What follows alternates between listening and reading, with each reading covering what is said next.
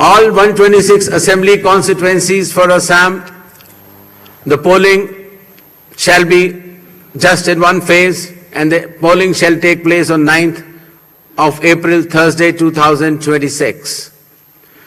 The counting shall be on 4th of May. All 140 assembly constituencies of Kerala shall also go for polling on 9th April, that is Thursday, and counting shall be on the same day, that is 4th May 2026. Puducherry also will go along with Assam and Kerala.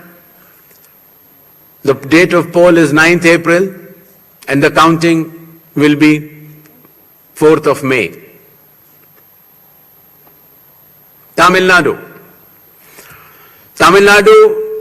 all 234 assembly constituencies will go for poll on 23rd of April in one phase, and the counting shall be on the same day for all the 5 states/UT, that is 4th of May 2026. West Bengal,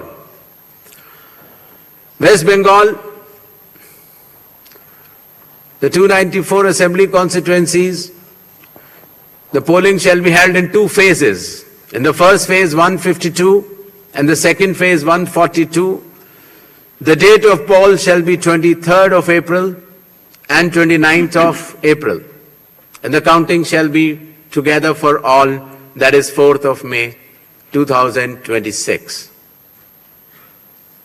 8 by-elections also, that is Goa, Gujarat, Karnataka, Maharashtra, Nagaland and Tripura. The name of the constituencies are mentioned here and the reasons, which will be circulated to you.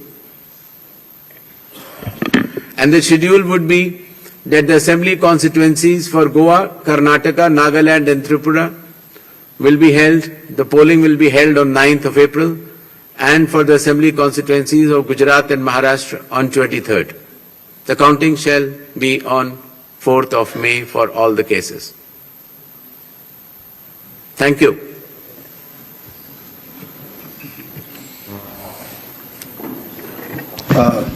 Now we shall begin with the question answer session.